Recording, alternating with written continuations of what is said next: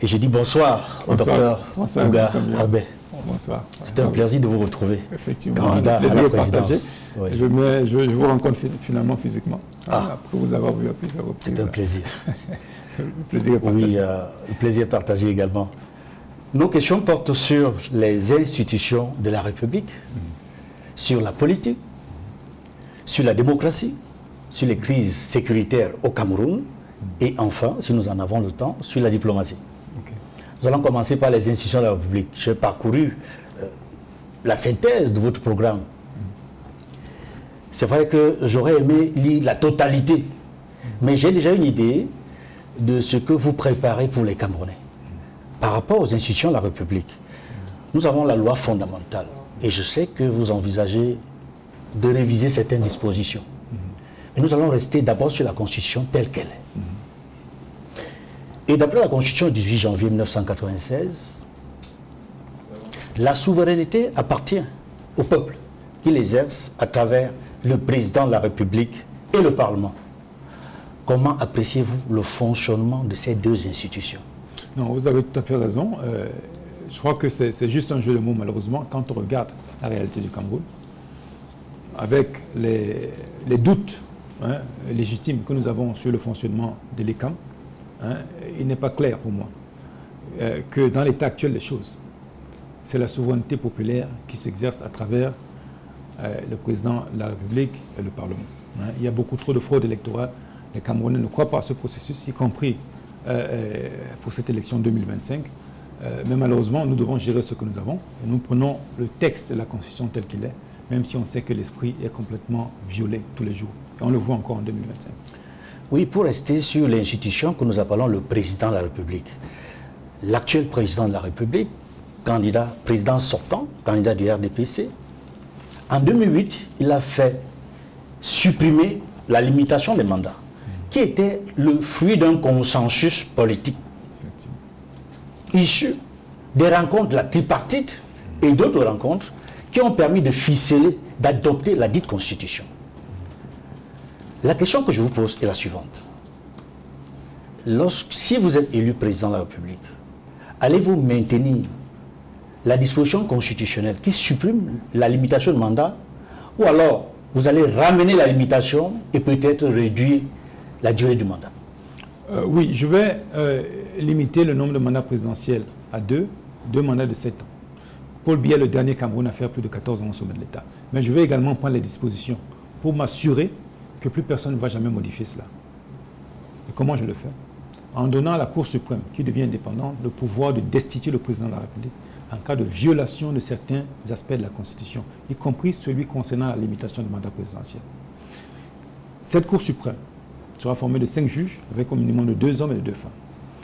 Nommés par le président, certes, mais avant qu'ils ne prennent fonction, ils doivent être confirmés par le peuple, par voie référendaire, à travers justement ces téléphones. Une fois qu'ils sont confirmés par le peuple, le président ne pourra plus les enlever. Seuls les jurys populaires, c'est-à-dire vous, pourrez les enlever si jamais eux, ils violent la loi.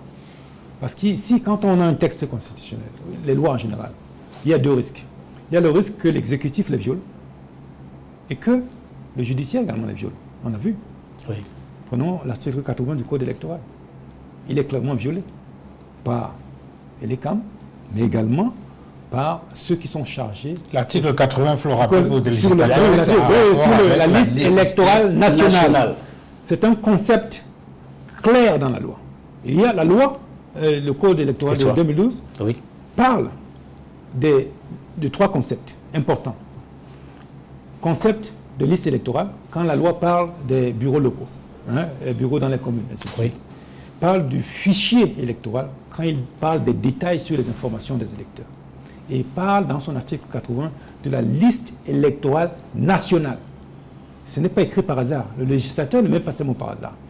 Cette liste électorale nationale aurait dû être publiée et malheureusement, elle ne l'est pas, il n'y a aucune sanction. On n'a pas vu beaucoup de candidats dénoncer cela. Dénoncer la non-application par l'ECAM de l'article 80 exactement.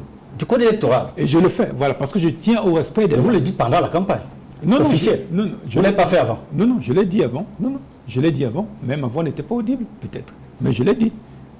C'est vrai qu'il y a un parti, je crois que c'était le MRC, qui a porté ce combat pendant longtemps. A porté cette dénonciation. Non, et justement, et ils avaient raison de le faire. Oui. Malheureusement, c'est ce que je vous dis, nous assistons là à un système judiciaire qui lui-même viole la loi. Bon. Et dans la nouvelle constitution, Oui. si jamais les juges de la Cour suprême faisaient ce genre de choses, vous pourriez porter plainte contre eux, vous porter plainte contre l'institution elle-même et les juges eux-mêmes. Okay? Et là maintenant, ce sont les jurys populaires qui vont les juger. Donc les juges de la Cour suprême et les autres juges en général ne seront plus jugés par d'autres juges. Parce qu'on peut avoir une solidarité de corps. Oui. On va enlever ça. Oui. Si jamais eux violent la loi, c'est-à-dire ils refusent de l'appliquer, maintenant un jury populaire se charge de la question, les envoie en prison, donc les déloge de leur fonction. Ils sont inamovibles tant qu'ils ne sont pas condamnés par un jury populaire. Nous allons revenir voilà. sur ce que vous proposez en ce qui concerne la Cour suprême, sur les pouvoirs énormes que vous leur octroyez, notamment dans le cadre du pouvoir judiciaire. Je voudrais qu'on reste sur les mandats. Ok, il n'y a pas de problème. Est-ce que vous envisagez, par exemple, un âge limite pour être candidat à l'élection présidentielle? Le minimum, oui. Je pense que le minimum de 35 ans est raisonnable. Il existe déjà. Voilà. L'âge maximal. Je ne pense pas, parce que ça entraînerait la discrimination. C'est au peuple de dire qui peut être candidat et qui peut ne pas l'être. Et j'élargis même la question. Là, dans ce processus, on a exclu des candidats potentiellement populaires. On a exclu des candidats qui n'avaient pas l'argent. Je compte changer cela, parce que j'élargis cette question. Le pouvoir de l'argent doit être limité en politique. Le choix des candidats ne doit pas refléter les manipulations politiciennes, mais la volonté populaire. Vous venez de dire, c'est le peuple qui doit être au centre. Comment je le fais concrètement? Comment je le fais concrètement? La nouvelle Cour suprême, qui sera chargée de tout le processus électoral, organise des scrutins de présélection des candidats. La présélection, c'est quoi? Même si vous êtes 1000, là on se plaignait parce qu'on avait 83 ou 84. Pour moi, ce n'était pas grand-chose, c'est même ridicule. Même si vous êtes 1000, la Cour suprême fait des débats de 5 en tirant les candidats au sort. Et organise, disons, dans ce cas, 200 débats. En ligne. Premier débat, on fait un premier tirage, on organise le débat. Les électeurs voient ce que chacun propose. Deuxième semaine, on refait le tirage au sort, comme ça les groupes changent, on organise une deuxième série de débats. Troisième semaine, on fait la même chose. Au bout de ces 3 débats, le peuple a une bonne idée, qu'il peut suivre sur ses téléphones. Le peuple a une bonne idée de ce que les gens proposent et va au scrutin de présélection. Ceux qui ont 5% ou plus sont retenus comme candidats et ont une allocation budgétaire conséquente pour faire campagne sérieusement. Je peux vous dire, je suis là aujourd'hui, candidat. Je n'ai aucune idée de ce que l'État mettra à notre disposition. Disons, c'est demain lundi. Je ne sais pas, ils ne sont pas transparents là-dessus. Pendant qu'eux utilisent les moyens de l'État, y compris le palais de l'unité de vos impôts, ils l'ont transformé en siège de campagne du candidat Biya. Ils utilisent tous les moyens de l'État. C'est ce qui se passe maintenant. Et ils interdisent, déjà ils ne sont pas transparents sur l'aide aux candidats pour la campagne. Et pire, je peux vous dire quelque chose. Il y a beaucoup de mécènes là-dehors. Nous allons y revenir, parce qu'il y a un aspect qui va porter sur les questions relatives à la politique et à la démocratie. Restons sur la Constitution. Pas sur la réforme de la Constitution, sur la Constitution telle qu'elle existe. Et je ne sais pas ce que vous pensez du débat qui a cours, qu'on observe dans les réseaux sociaux et dans les médias, sur l'éventualité d'un poste de vice-président de la République. Catastrophique. Par rapport catastrophique au poste de président du Sénat. Catastrophique. Catastrophique. Pourquoi? Parce que président de la République, c'est une personnalité choisie directement par le peuple, pas indirectement. Généralement, quand vous avez ces tickets-là, comme on a vu aux États-Unis, les gens votent pour le haut du ticket. C'est pour le président de la République qu'on vote. Ce n'est pas pour le vice-président de la République qu'on vote. En cas de vacance du pouvoir présidentiel, on doit redonner la parole au peuple. Et l'acteur qui doit assurer l'intérim doit être quelqu'un de neutre. Voilà pourquoi je propose que ce soit le président de la Cour suprême qui organise les élections dans les 90 jours. Il a le poste de président de la République par intérim, qui est une fonction à part, complètement différente de celle du président de la République. Il ne peut pas entrer au palais de l'unité. Il ne peut pas faire des modifications dans le corps des forces armées, de la gendarmerie ou de la police. Il ne peut pas organiser d'élections qui ne soient pas présidentielles. Tous les autres mandats électifs doivent être prorogés jusqu'à l'élection de nouveau président. Il faut remettre le peuple au centre. Et remettre le peuple au centre, c'est de nous assurer que le président est toujours choisi par le peuple et ne devient pas président par la petite porte. On a vu, Ahidjo n'a pas été choisi par le peuple, Biya lui-même, parce que ce sont les Français qui l'ont installé, Biya lui-même n'a pas été choisi par le peuple, c'est Ahidjo qui l'a installé. Est-ce qu'on veut que le troisième président de la République arrive au pouvoir de cette même manière? C'est quand même scandaleux. Hein? C'est beaucoup trop. Ce sont des gens qui ne devaient rien au peuple. Voilà pourquoi ils ne le respectent pas. Si vous savez que vous êtes là parce que c'est le peuple que vous y a mis, votre comportement change et qu'il peut vous déloger de là. Votre comportement change complètement. Malheureusement, et c'est d'ailleurs pourquoi les Camerounais doivent être vigilants lors de cette élection. Il ne s'agit pas de Paul Biya ici, la réélection de Paul Biya. Il s'agit de vous imposer un troisième président de la République que vous n'aurez pas choisi à travers cette manipulation de vice-président. Ce sera la catastrophe pour notre pays. Surtout Okay. pas. Surtout pas. Je voudrais comprendre pourquoi vous proposez la suppression du Sénat, du Conseil économique et social et surtout du Conseil constitutionnel. Vous savez, moi je vois des doublons. Hein? Prenez le compte du Conseil constitutionnel. La Cour suprême peut faire ce travail. Elle faisait ce travail avant sa mise sous pied. Hein? On peut avoir une chambre des affaires constitutionnelles au sein d'une Cour suprême élargie. Je ne vois pas pourquoi il faut absolument créer une institution séparée pour ces fonctions-là. Pour ce qui est du Sénat. On peut élargir le Parlement, par exemple. Hein? Oui. On n'est pas obligé de rester à 180, on peut aller à 300. Et pourquoi avoir une telle institution supplémentaire dont on ne comprend pas le rôle vraiment fondamental dans la société, hein?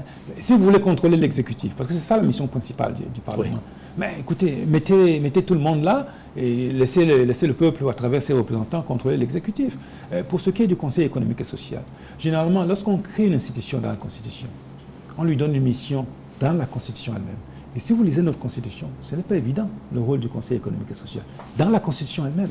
Donc c'est comme si on ne lui trouvait pas de rôle fondamental dans la Constitution. Et pour moi, c'est une institution qui me paraît un peu, dont les missions me paraissent un peu floues, pour ne rien vous cacher. Et je ne sais pas pourquoi elles n'ont pas été précisées dans la Constitution. C'est quand même fondamental, c'est la loi fondamentale. Dites-nous à quoi elle sert.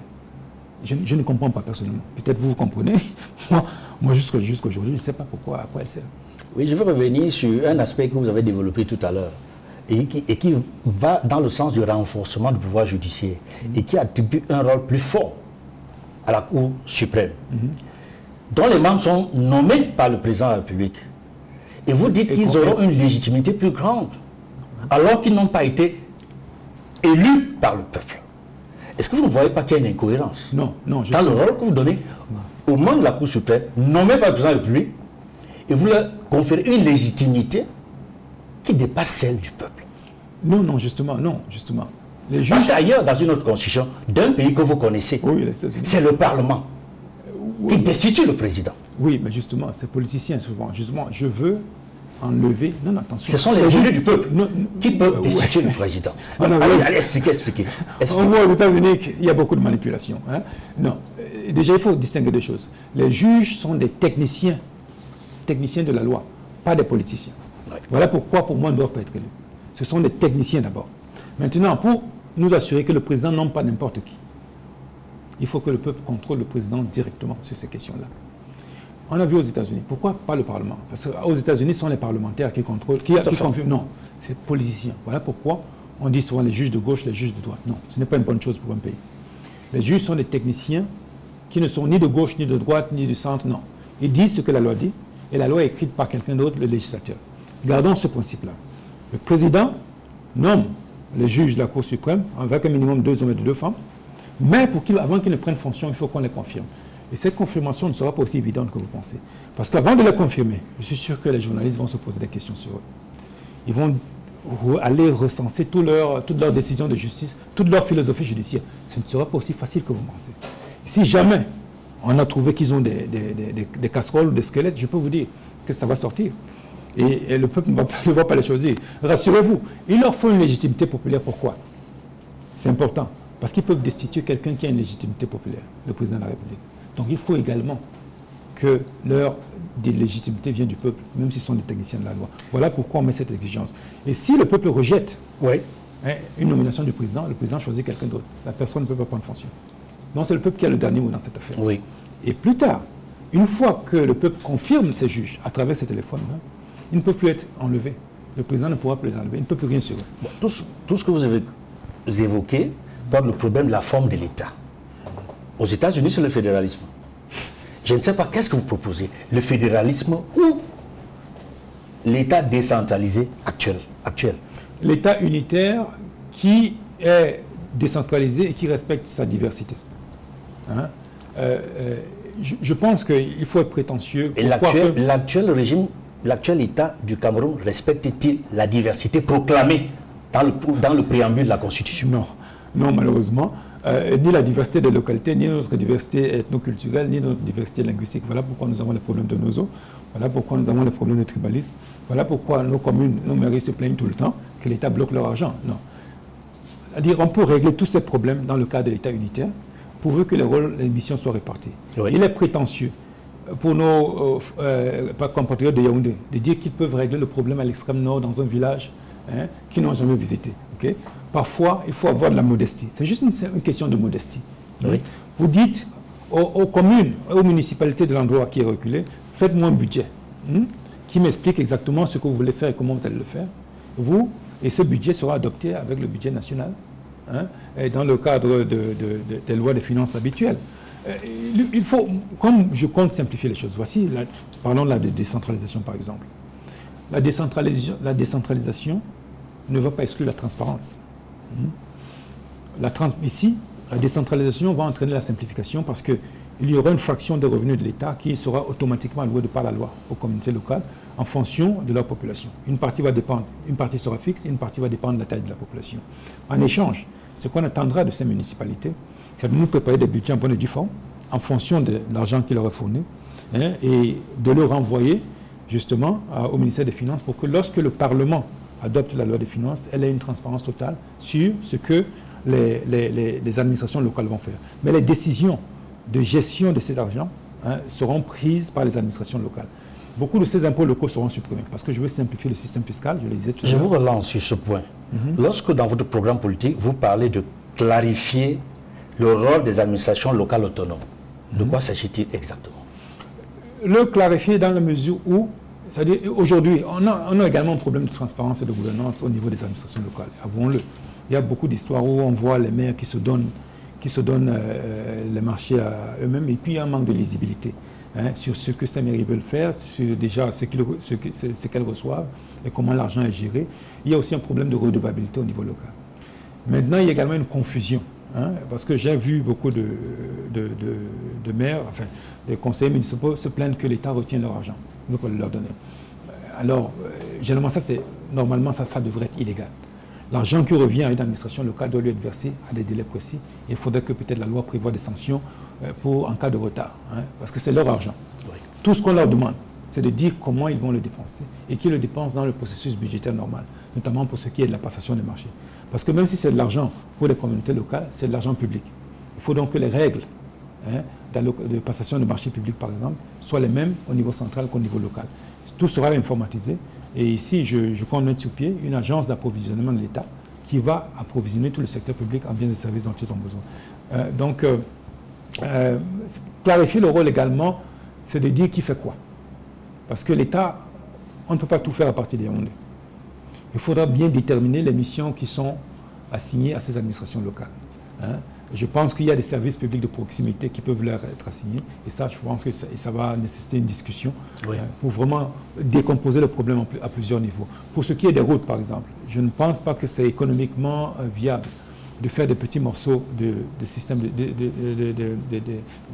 de gestion, par exemple, de routes. Je propose qu'il y ait des entreprises populaires qui vont développer toutes les routes du Cameroun et tout le monde sera actionnaire, tout le peuple sera actionnaire. Donc, c'est un peu clarifier les rôles. Okay. Merci, docteur. Je voudrais qu'on aborde maintenant les questions de politique et de démocratie. Et vous avez souhaité, dans votre proposition, que la Cour suprême joue un rôle prépondérant dans le processus électoral.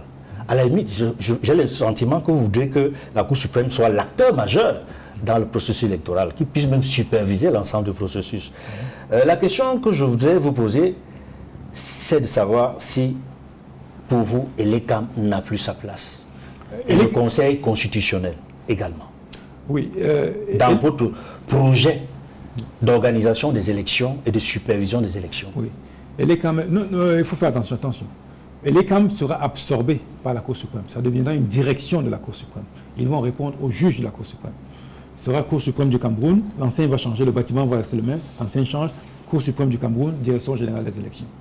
À l'intérieur de la Cour suprême. Oui, la Cour suprême sera une grosse administration. Oui, sera une grosse administration qui aura des tâches habituelles d'instance judiciaire, mais également des tâches que la Constitution va lui demander de faire, comme par exemple le contrôle du processus électoral. Il est crucial ici de constater que je pense que c'est l'article 44 du code électoral, qui donne le pouvoir au président de la République de limoger les dirigeants de l'ECAM. Oui. Et aujourd'hui, il est candidat. Donc il est juge et parti. Il peut les limoger. C'est totalement absurde. Vous voyez, aujourd'hui, Paul Biya est candidat. Hein? Il est le patron de ceux qui sont censés juger, dire s'il a été élu ou pas. On a un problème fondamental dans notre système démocratique. Pour ce qui est de la Cour constitutionnelle, on en a parlé tout à l'heure.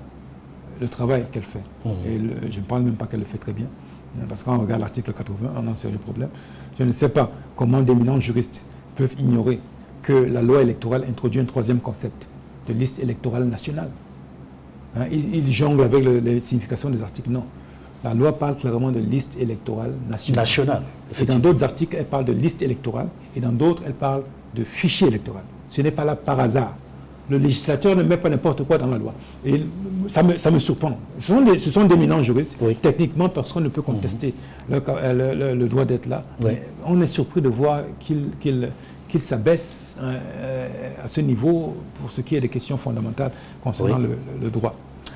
Quels sont les points, les aspects majeurs de ce code électoral que vous auriez aimé dénoncer en dehors de l'article 80 qui n'est pas appliqué? Il y a 44, le président qui peut limoger les membres de l'ECAM, les dirigeants de l'ECAM. C'est un sérieux problème. Parce que là, Paul Biya est candidat. Il a le pouvoir de les limoger. Ça, ce n'est pas normal. C'est une absurdité. Voilà pourquoi il faut qu'on enlève le contrôle du processus électoral des mains de l'exécutif. Il est encore entre les mains de l'exécutif. L'exécutif, dans une élection, a souvent la partie qu'on juge. Elle est partie également. Oui. Donc, vous ne pouvez pas contrôler le juge qui vous juge. Hein? Il doit être indépendant de vous. Autrement, le résultat est connu d'avance. Il est le patron du juge qui le juge. Non, ce n'est pas sérieux. Il faut mettre ça aux mains d'une nouvelle institution, la Cour suprême. Je ne dis pas, dans d'autres pays, il y a la commission électorale où tous les membres, tous les partis politiques se trouvent. Je pense que même là aussi c'est biaisé. On l'a vu en Côte d'Ivoire. Au Gabon? Voilà, non, c'est biaisé. Laissons cette affaire aux techniciens de droit, parce que l'élection est également un processus judiciaire. Oui. Hein?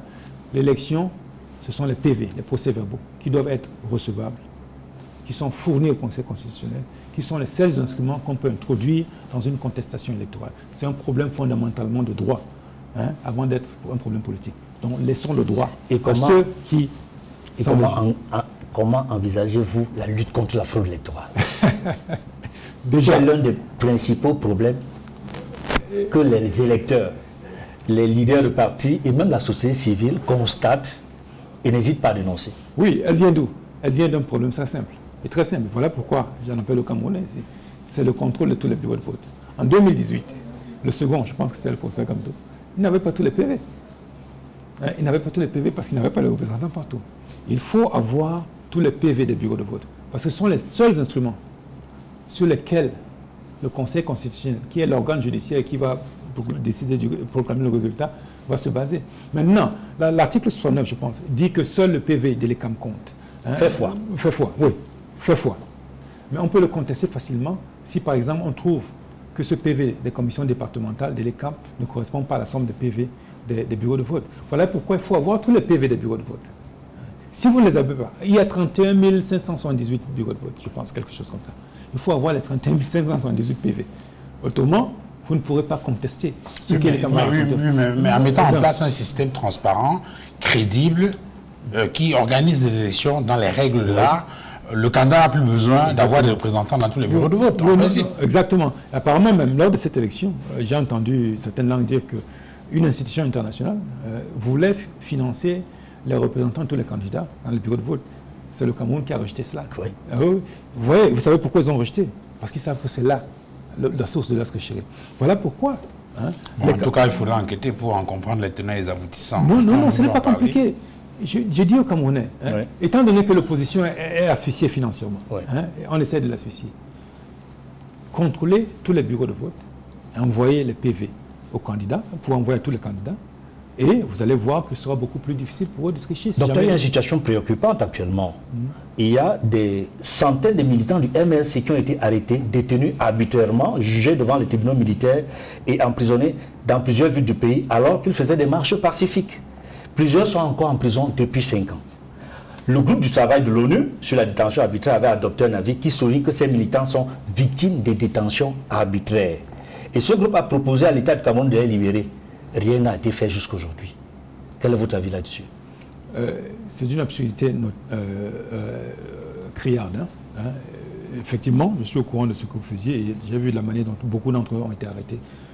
Leur place n'est pas prison. Ils seront, moi, président de la République, dès que je prends mes fonctions, le même jour, on les met dehors, on efface leur casier judiciaire.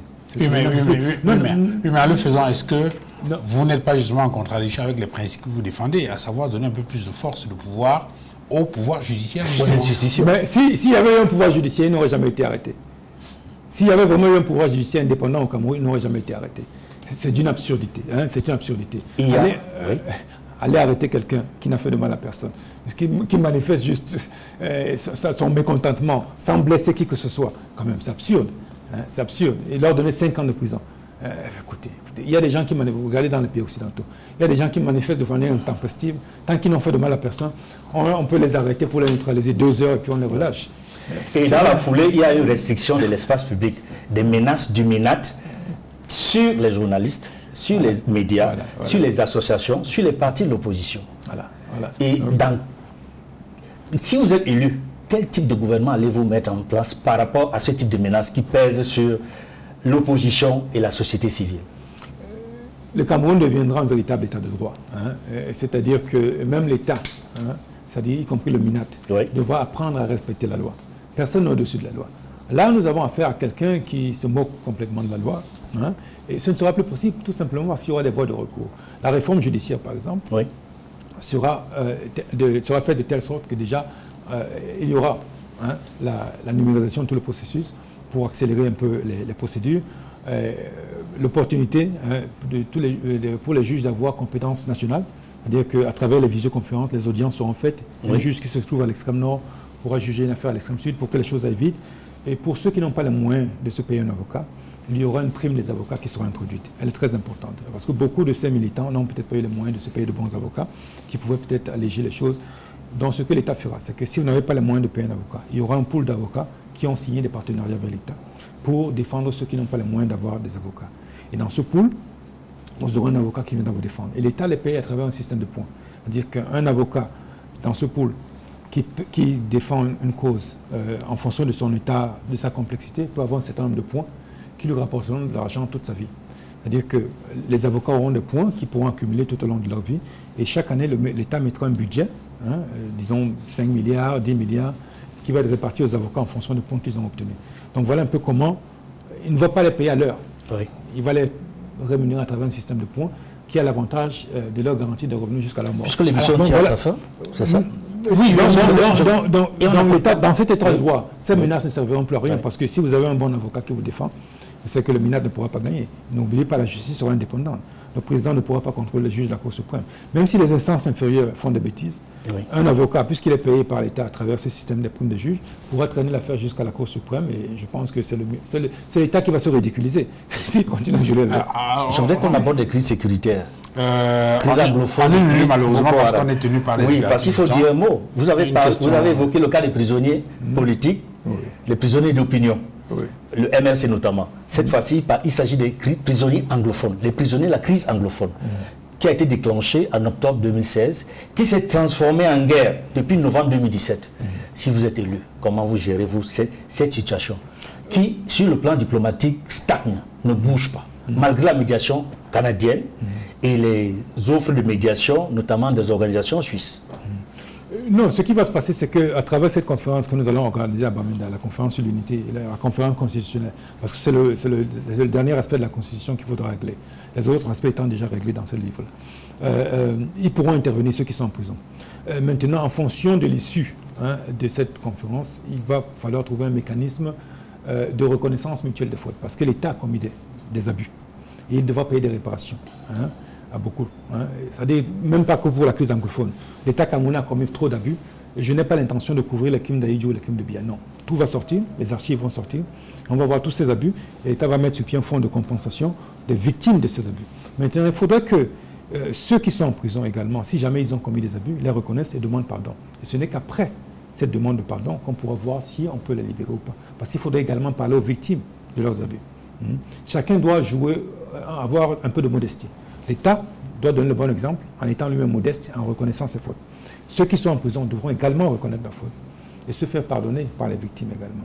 Donc là, c'est un peu délicat, parce qu'on ne va pas les libérer de manière unilatérale. Au cas par cas, alors. Il faudrait déjà qu'ils reconnaissent.